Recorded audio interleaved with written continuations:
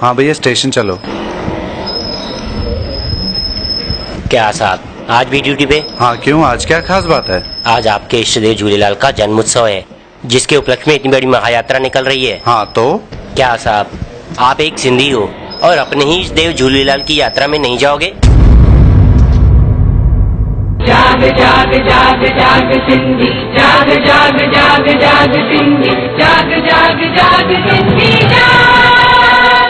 सिंधु नगर में चेटी चंड जे मौके ते पहिरियों दफ़ो हिकु अनोखो कदम महायात्रा जे रूप में, जंहिंमें तव्हांखे मिलंदो सिंधियत जो नज़ारो। छेॼ ढोल नगारनि सां निकिरंदी महायात्रा पहिरें नंबर झूलेलाल मंदिर खां पूज्य चालीहा साहिब मंदिर ताईं।